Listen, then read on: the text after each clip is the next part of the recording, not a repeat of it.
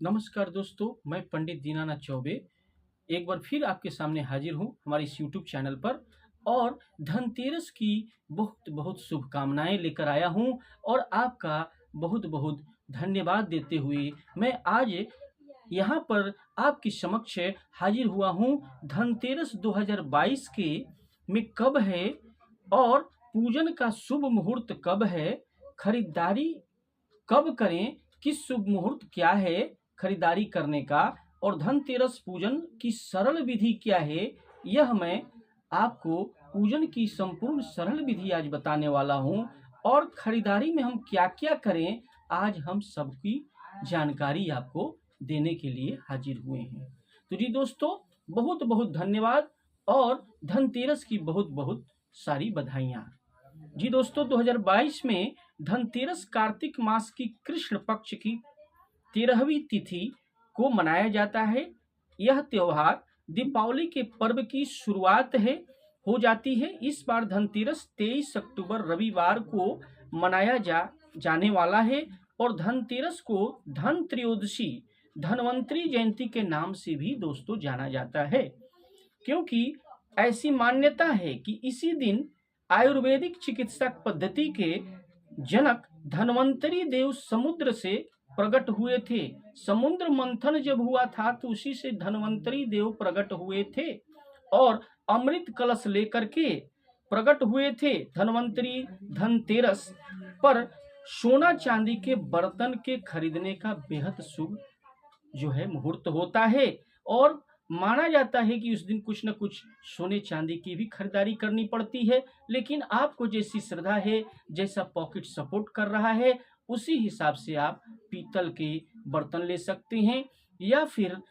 कांसे के भी बर्तन ले सकते हैं, या पीतल के लेने से काफी शुभ रहेगा। सबसे अच्छा होगा दोस्तों, आप जिस तरह से पीतल की वस्तुएं ले सकते हैं, चांदी की वस्तुएं ले सकते हैं, लेकिन मैं इसे डिटेल में आपको बताऊंगा। इसके पहले मैं बता दूं कि धनतेरस का जो हमारी जो पर्व है, यह हिंदू धर्म के धनतेरस का खास महत्व है। ऐसा माना जाता है कि धनतेरस में लक्ष्मी माता की पूजा करने से धन सुख और समृद्धि तथा इसके साथ साथ धन के देवता कुबेर की भी पूजा करते हैं। हिंदू मान्यता के अनुसार धनतेरस के दिन भगवान विष्णु के अवतार भगवान धन्वंतरी का पूजन हुआ, उसी दिन जो है जन्म हुआ था और उनकी पूजा की जाती है। धनतेरस 2022 में कब पड़ रहा है, आज हम इसको पूर्ण रूप से बताने वाले हैं। उसकी पूजन के शुभ मुहूर्त क्या है धनतेरस के, और तिथि कब प्रारंभ हो रही है, कब अंत हो रही है, सब चीज आज हम लोग जानने वाले हैं। धनतेरस की शुरुआत 22 अक्टूबर शनिवार को शाम 6:02 पर होगी और 23 अक्टूबर रविवार को यह तिथि 6:03 पर यह समाप्त हो जाएगी। जी दोस्तों, धनतेरस की पूजा का शुभ मुहूर्त क्या होगा, जिसमें कि हमारी माता लक्ष्मी और गणेश के जो पूजन करेंगे हम लोग अपने घर घर में, वह 23 अक्टूबर को शाम 5:44 से 6:05 तक इसका शुभ मुहूर्त रहेगा। दोस्तों, 23 अक्टूबर को शाम 5:44 से, फिर से नोट कर लें, 6:05 पर ही पूजन करना है। इसी वक्त आपको पूजन प्रारंभ कर देनी है और इस पूजन को प्रारंभ कर देंगे तो आप अगर समाप्ति में 1 घंटे 2 घंटे 3 घंटे भी पूजन में जाते हैं तो कोई बात नहीं है, क्योंकि शुभ मुहूर्त में आपने पूजन प्रारंभ कर दिया है। तो यह आगे समय बढ़ सकता है, उसके लिए कोई दिक्कत नहीं है।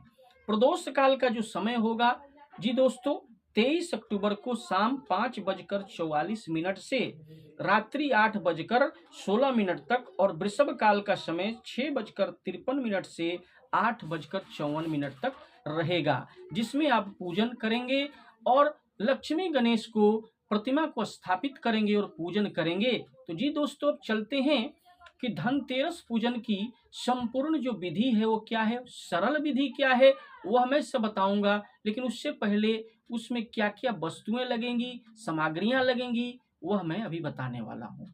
जी दोस्तों, धनतेरस पर धन्वंतरी देव की पूजा का विधान है और इस दिन 16 क्रियाओं से पूजा संपन्न होती है।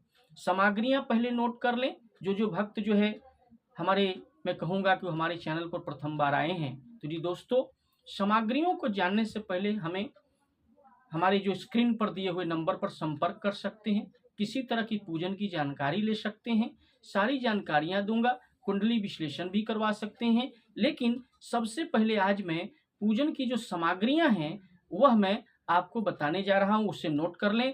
प्रोग्राम के अंत में मैं आपको सब कुछ जानकारी दे दूंगा अपने बारे में, स्क्रीन पर वो नंबर भी आ जाएगा। तो जी दोस्तों, सामग्रियां क्या क्या होंगी वो आप नोट कर लें। जैसे आसन एक लेना होगा, क्योंकि गणेश जी महाराज और लक्ष्मी माता को आसन पर आपको स्थापित करनी है, उसके लिए आसन ले लें। स्नान वस्त्र भी लेनी होगी, उनके लिए वस्त्र लेना होगा, रक्षा सूत्र लेना होगा। उनको गंगा जल से जो स्नान हम लोग करवाते हैं तो गंगा जल भी थोड़ा सा ले लें। इसके बाद जो है जनेऊ ले लें, यज्ञोपवीत्र ले लें गणेश जी को पहनाने के लिए, और गंध और इत्र भी चंदन ले सकते हैं। उनको चढ़ाने के लिए लड्डू ले सकते हैं, 5 प्रकार के फल ले सकते हैं।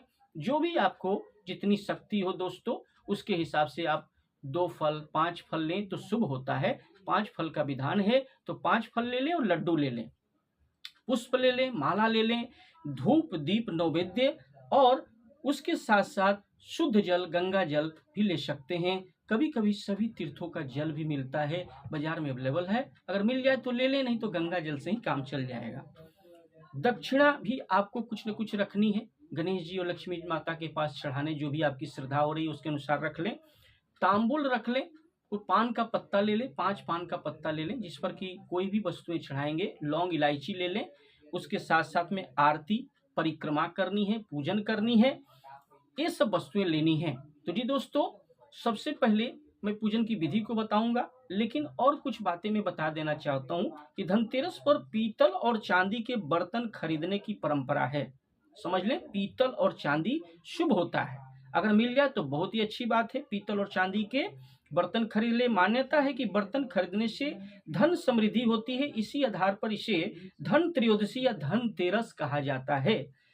इस दिन शाम के समय घर के मुख्य द्वार पर आपको आंगन में दिए जलाने चाहिए। दिए जब जलाते हैं तो आपके यह कहा गया है कि धनतेरस से दीपावली की प्रारंभ होती है, शुरुआत होती है, और धनतेरस को ही शाम को समय यमदेव के निमित्त दीप जलाना चाहिए, जिससे कि शाम के समय अपने द्वार पर यमदेव के लिए दीप जलाना चाहिए, जिससे कि यह मान्यता है कि ऐसा करने से मृत्यु के देवता यम जो होते हैं, भय, उनके भय से हम लोग मुक्त हो जाते हैं, यानी यम का भय नहीं रहेगा, यानी यम का भय नहीं रहे, इसके लिए अपने द्वार पर 2 दीप यानी धनतेरस वाले दिन शाम को जरूर जलाएं। इसका बहुत बड़ा महत्व है दोस्तों। अब हम लोग चलते हैं कि इसकी पूजन विधि, सरल विधि क्या है। जो सामग्रियां आपने ली हैं उसके लिए पहले एक छोटी सी चौकी ले लें दोस्तों, और उस पर एक आसन लाल रंग का या पीले रंग का आसन बिछा लें। उस पर भगवान गणेश और लक्ष्मी को, पहले लक्ष्मी माता को स्थापित करें, और उनके दाहिने साइड में जो जिस तरह से फोटो में आपको मिल जाएगा कि कहाँ कहाँ रखनी, उसी हिसाब से आप फोटो रखेंगे तो जैसे देखेंगे कि लक्ष्मी माता इस साइड में हो जाती है, बाएं साइड में, और दाहिने साइड में गणेश जी महाराज हो जाएंगे। उनको थोड़े से चावल छीट करके उस आसन पर और जल छीट करके तब उनकी मूर्ति को स्थापित करें, या फोटो है तो फोटो रख दें। थोड़ा सा फूल जो है और इत्र का छिड़काव करें, गणेश जी महाराज पर भी छिड़काव करें। उन्हें वस्त्र अर्पित करें, वस्त्र जो अर्पित करें, यज्ञोपवीत्र अर्पित करें।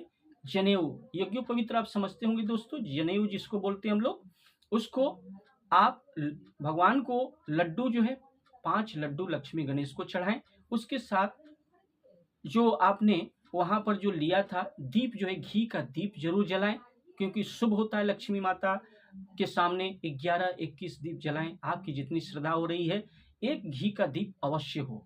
उसके साथ लौंग इलायची एक पान के पत्ते पर रख करके चढ़ा दें। रोड़ी सिंदूर गणेश जी महाराज को अर्पित करें, चरणों में अर्पित करें, उन्हें तिलक दें। उसके बाद पवित्रीकरण, एक बात और बतानी है कि सर्वप्रथम आपको पवित्रीकरण करके ही सारी क्रियाएं करनी है। अपनी पवित्रीकरण करें, गंगा जल का छिड़काव अपने ऊपर करके आप पवित्रीकरण कर लें।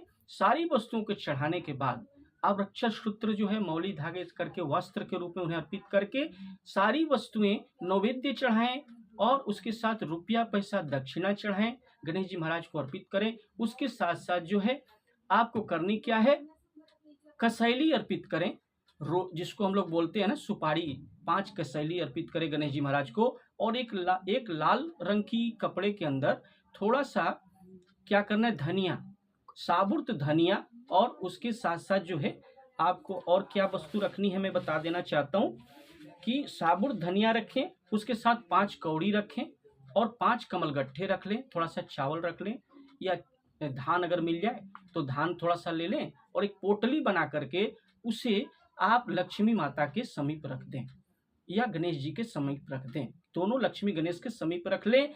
और कुछ जो है दक्षिणा अपनी श्रद्धा के अनुसार 11 रुपये, 21 रुपये, 101 रुपये, 251 रुपये, जितनी आपकी सामर्थ्य है उसके अनुसार दक्षिणा जरूर अर्पित करें, क्योंकि गणेश जी महाराज और लक्ष्मी माता की पूजन आपने किया है।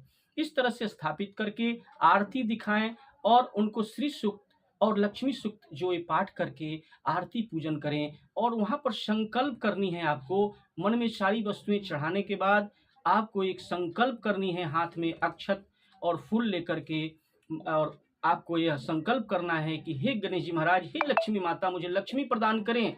अगर पुत्र की प्राप्ति चाहते हैं तो पुत्र, धनवान, धन, लक्ष्मी, वैभव, मुझे सब समान मिल जाए। मेरा शीघ्र विवाह के लिए चाहते हैं तो शीघ्र विवाह की कामना करें।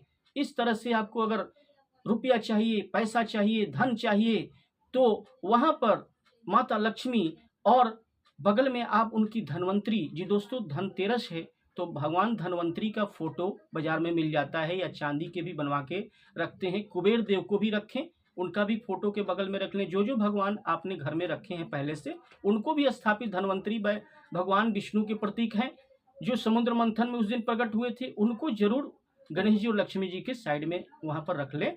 और सभी को फूल अर्पण करें, लड्डू भोग लगाएं, सभी को शुद्धिकरण। तो हाथ में फूल लेकर के, पैसा लेकर के, संकल्प के रूप में आपको कहनी है कि मुझे रुपया, धन, दौलत, पुत्र प्राप्ति हो, मैं बड़ा आदमी बन जाऊं। जो भी आपकी इच्छा है, धन्वंतरी, भगवान धन्वंतरी से प्रार्थना करें हाथ जोड़ करके, कुबेर भगवान से, क्योंकि दोस्तों कुबेर के पास ही धन की और तिजोरी की चाबी होती है। उनसे प्रार्थना करें, धन की देवी लक्ष्मी से प्रार्थना करें, और उसके साथ साथ में संकल्प कर लें, अपना नाम और गोत्र रख के यह पूजन करें।